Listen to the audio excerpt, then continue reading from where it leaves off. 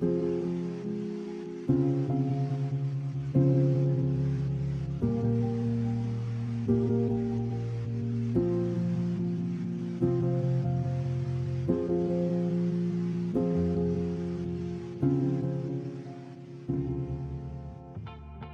and welcome again to the Open World Toronto Film Festival 2021. We are at the end of the festival, and for the end, I really wanted to have a little casual discussion with two of my hosts, Marsha Nicole and Janna Katz. Which one was your favorite this year? My favorite this year would be Saragato. That film, for me, it hit a lot of points. And it was a spectacular film because of the way it was broadcasted to us in terms of feature film.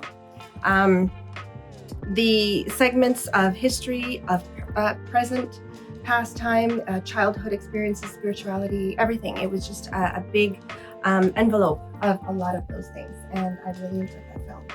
Yeah. And what about you, Janna? I have to say there's a few that I watched that I enjoyed. I can pick quite a few, but one that stood out to me was the 1938 unrest, and that was part of history as well, as you mentioned, history in the Jamaican, and it's something that I was not even aware, but this is something that we learned through filmmakers of something that people go through and events that happen and the way it's done. It was cinematography. Oh my God, the cinematography, the of this aerial, film? yeah, it's amazing, isn't it? Yeah. The aerial shots that were taking us from the flow that was from the field of the actor running, and just the flow of it, and the music that whoever was the original music, Jahil, I believe, that wrote the music for it. Yeah. And the way that it all came together is just the internal struggle of the character and the nation. We felt so much through the flow and the film itself, and so I was really connected with it. It was interesting. Yeah, it was interesting. Actually, I really loved the cinematography of this film. Another film that I really enjoyed for me was Terra Beach. The idea of creating a story and a sci-fi environment, but like literally focusing the story and about the love, the two characters, and not talking about the fact that the guy just come up from Mars. So it's so different. But there was Blue Lantern that I really enjoyed, and some film that didn't win that I really loved, but they didn't win. But that's why I want all the filmmakers to know, when we send the film to the festival, we do watch it all.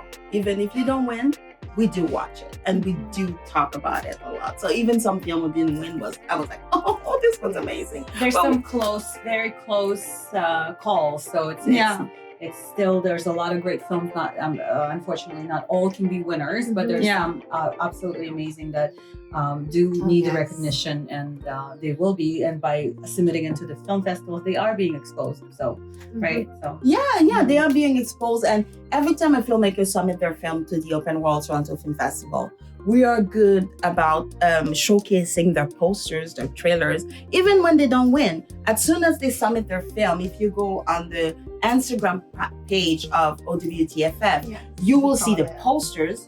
You will see how we literally promote the film from the time they submitted, which is something that is very important for us, because we are ourselves filmmakers, actress, filmmakers. So because all of it. So because of that, we did know that we do have to give them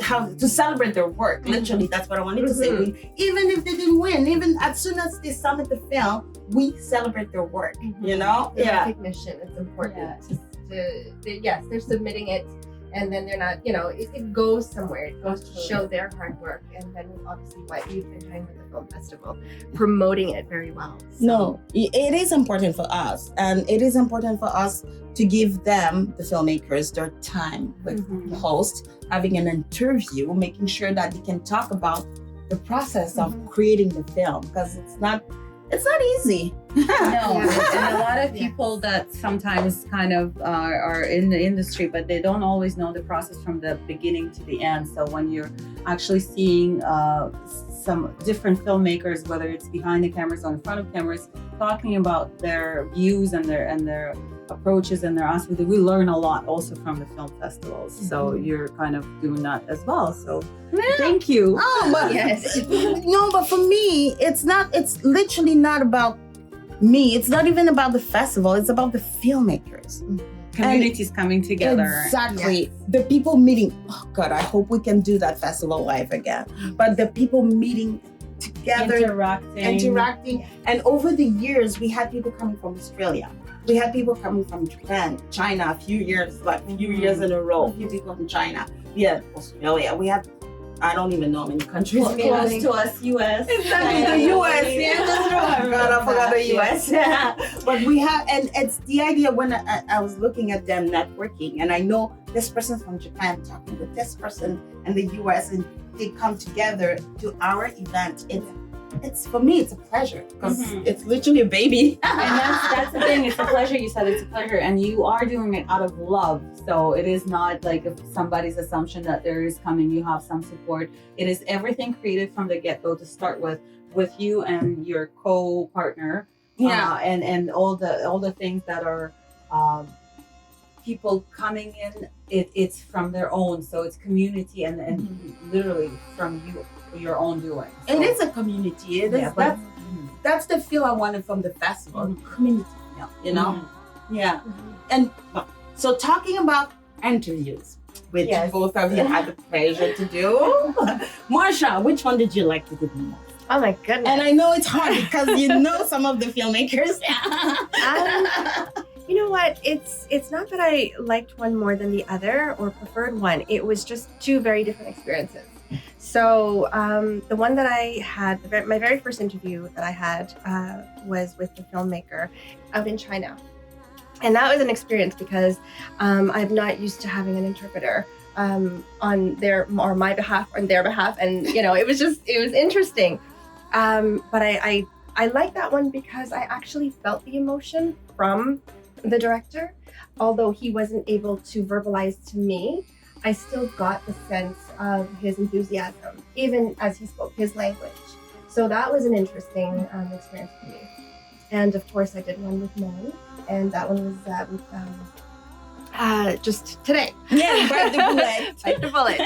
And yes, and he is actually a friend of mine as well. So that was also an experience because I got to see his interpretation of the film. Because me watching it, I have my own ideas, but hearing the filmmakers' content and their spiel on why they created it and what it means to them and things like that was very good.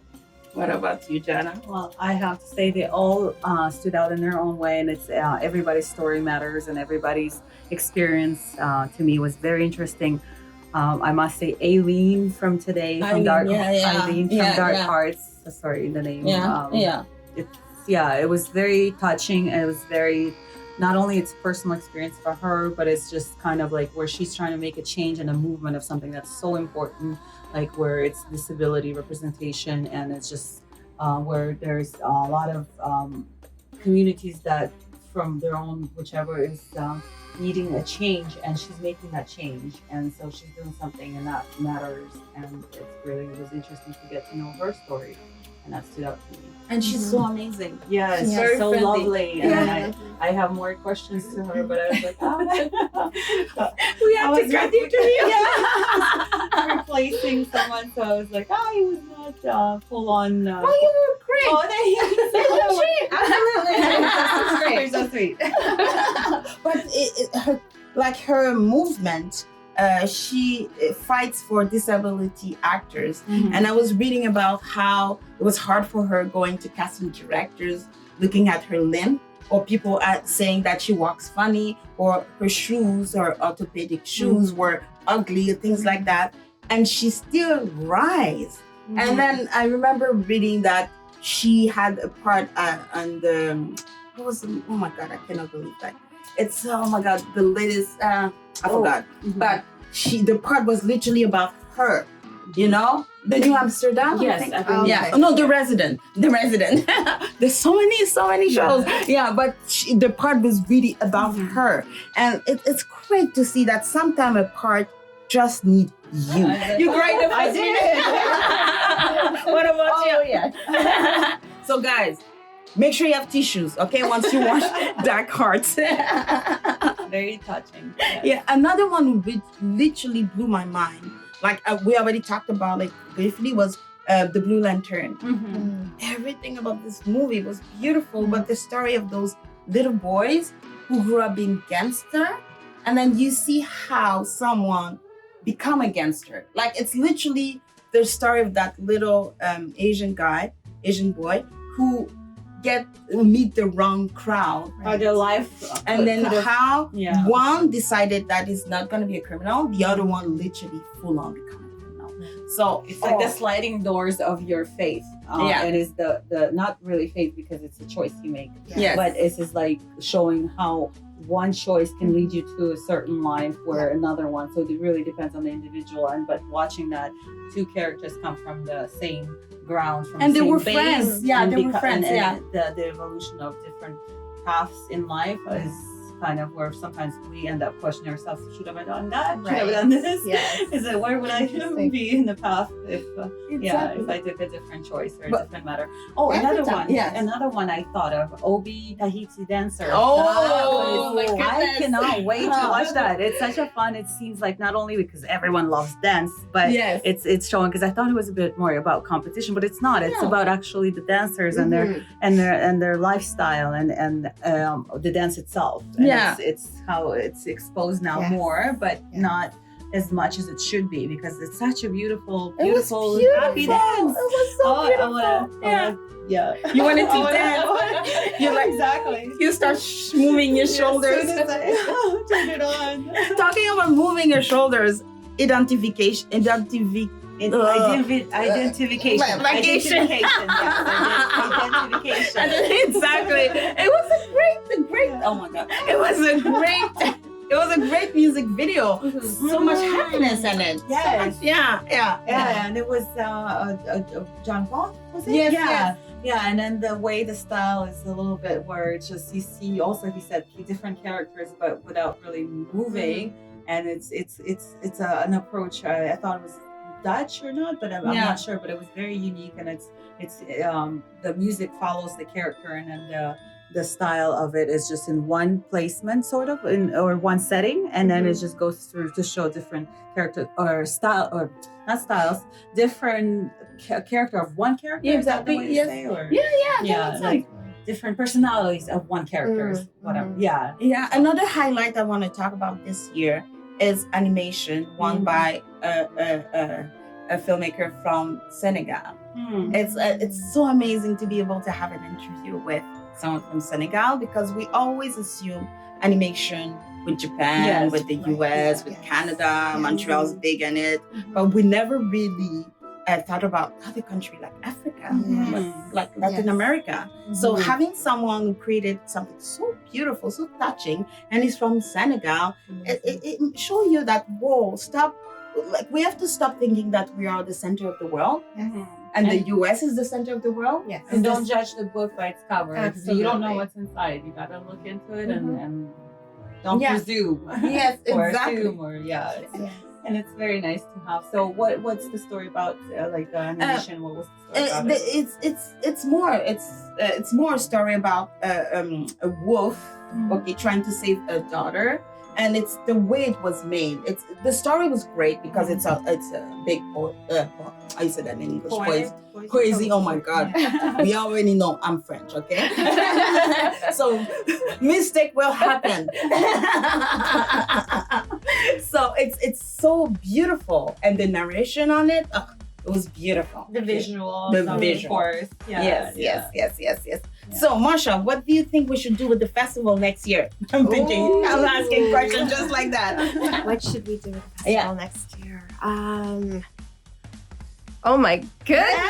Always red carpet. Well, it's Did I gotta put be you on red the, carpet. I put her on the spot. glamour is the key. We know glamour is the key. Yes, so yes, dress up. Yes, definitely. Oh, Hands down Yeah. to the nines. Yeah. You know, let's do this. Have fun and enjoy and watch the movies. Yes, because a festival is not a festival unless you guys watch the film.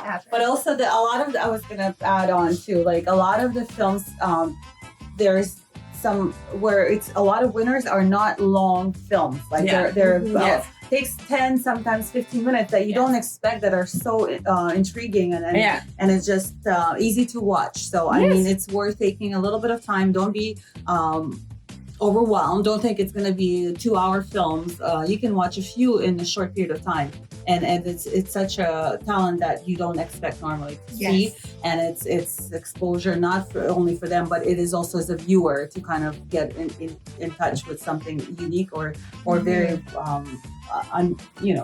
Exactly. Inspirational. Yes. Yeah. And Yeah, also sure. you need to support other countries, like the movie Virtual Reality from China. It's a beautiful film. And then you do have a film from Jamaica, and we do have something from Senegal. There was another film, and forgive me, I don't remember the name of it. Yeah. It was the one where the girl was stolen and had to get married. Yes. That film, I must apologize to the viewers that I didn't even mention that. That film was amazing. Oh, yes. Had me crying from the very start because I felt her emotions. I felt everything. It was well acted. Maybe we can add that in the comments afterwards. Once we kind of look up the name and absolutely. that really point. Yes, it was fantastic. Yes. So a lot of films are fantastic, and that's the thing. It's to have access to that is It's great. And to bounce back on what you just said, some films are really not that long. Like there is like the movie from Anthony Eclisi and Collie Forsett. It is Hitchhike. Yes, it's only 8 minutes. Yes. But the way he created a full-on story, both of them created a full-on story in almost 8 minutes. It is great. And if you're an aspiring filmmaker, you need to watch those films.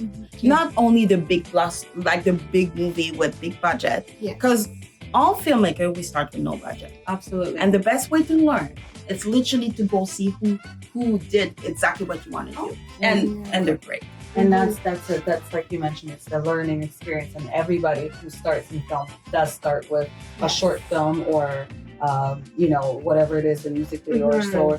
It is a learning. And thank you for everybody who took the time to watch the film, who's taking the time to watch this video. So press like. And if you want to leave us a comment, feel free to do so. We will answer. Oh, yes, we will. So this is a wrap for this year. But I hope next year we will be able to meet all of you live, because next year we pray and we hope that it is possible to do this festival live. And we are waiting for you for the live Q&A, the live event, the wine, the glamour, and everything. So thank you again. Until 2022. Yes. 2022. Until